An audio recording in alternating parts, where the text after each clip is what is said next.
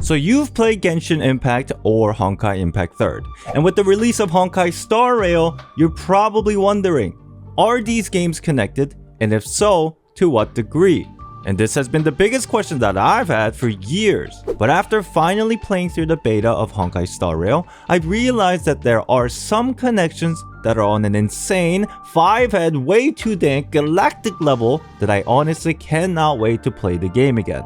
Now obviously you can still play Honkai Star Rail as a standalone game, and it's amazing because it's familiar, yet still introduces a brand new experience throughout the game. But if you're familiar with either Genshin Impact or Honkai Impact 3rd, you will understand so much more about both of those games when you play Honkai Star Rail. Now before we talk about what all the connections are, we need to first understand how these games are connected.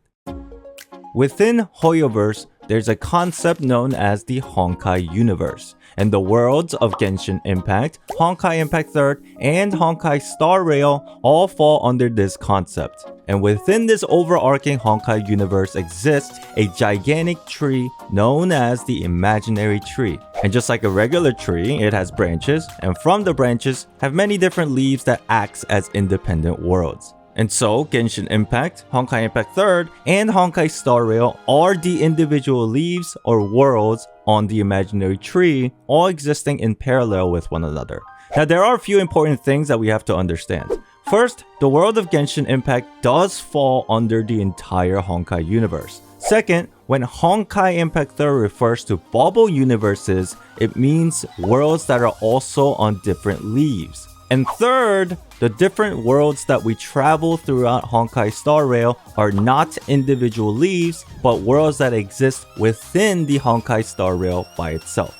Now that's the basic concept of how these games are connected on the imaginary tree. But to really understand what's actually happening, we need to talk about what's known as the Sea of Quanta. Remember the imaginary tree from earlier? Well, think of this tree being completely submerged underwater, and this water is the Sea of Quanta, and the Sea of Quanta is basically a chaotic space.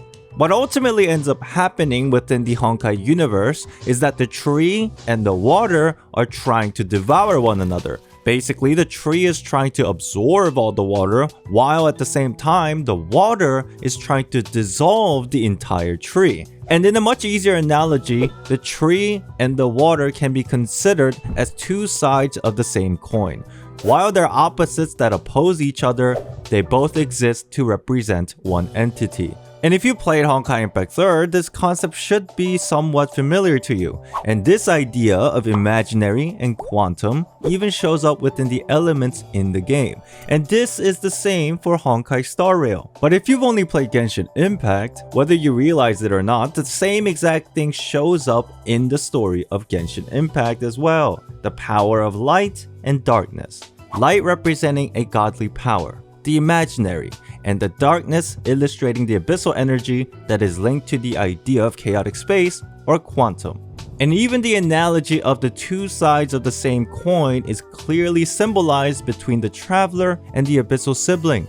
Now we could consider Genshin Impact as a simple coincidence, but because Honkai Star Rail, Honkai Impact 3rd, and Genshin Impact all fall under the same Honkai universe, it kinda makes sense since all the games should technically reflect each other as parallel worlds. And on top of this, there's yet another important concept that is continuously showcased in all the different games, the cycle of repetition and the samsara. Now to illustrate why this connection is occurring throughout Genshin Impact, Honkai Impact 3rd, and Honkai Star Rail, we need to learn about the third entity that exists between the imaginary tree and the Sea of Quanta, the Honkai. What is the Honkai? I'm sure some of us have some suspicions about it already, but if we don't know, if we consider everything between Honkai Impact 3rd and Genshin Impact, along with the additional context from Honkai Star Rail, the truth behind the Honkai becomes very easy to understand. We already mentioned that the tree and water are essentially trying to devour each other, but neither is successful, and the reason why they are coexisting with one another is because of this mysterious power called the Honkai. In a simple explanation, think of Honkai as the regulator of the conflict between the tree and the water. It essentially keeps the tree from completely absorbing the water and also keeps the water from completely dissolving the tree. And then what happens is that the Honkai regulates which leaves to cut from the tree, and this leaf is the only thing that gets dissolved in the water, which is eventually absorbed by the tree to grow more leaves with the passage of time. So basically, Honkai has the ability to destroy specific worlds, so that more worlds can be reborn in the future within the relationship between the imaginary tree and the Sea of Quanta, and Honkai is the reason why there's a perfect balance between the tree and the water. And if you really think about it, this is the cycle of repetition and samsara within the entire Honkai universe, which also includes Genshin, because although the word Honkai is never mentioned in the game of Genshin Impact, this repetition and samsara is conceptualized within the game. The constant destruction of civilization that is being repeated because of a certain forbidden knowledge. And this is also represented on a civilization level within the story of Honkai Impact 3rd through the history of the previous era and the Honkai. And even within the game of Honkai Star Rail, we can notice something similar.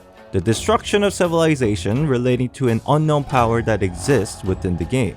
Now with that in mind, maybe there's a reason why this triquetra symbol keeps appearing in all the different games within the Honkai universe. It's almost as if they're hinting towards the unity between the imaginary tree, Sea of Quanta, and the Honkai in a cyclical repetition and balance. But that's just my crackpot theory.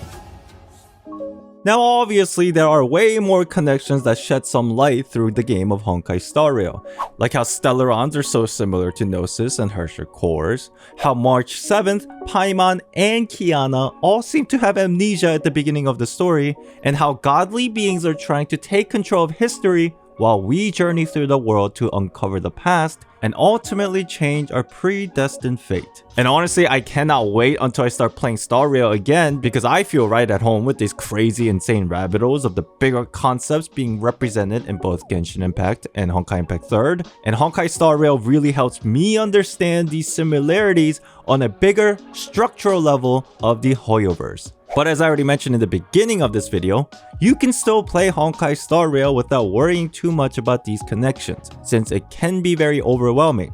So if you do want to play the game for its own original story, make sure to watch this video to understand the bare minimum that you need to know between Honkai Star Rail and Honkai Impact 3rd. And if you enjoyed this video and if it was helpful, please consider pressing the like and subscribe. And let me know what you're most excited for in the game of Honkai Star Rail in the comments below. Thank you for watching everybody, and I'll see you next time.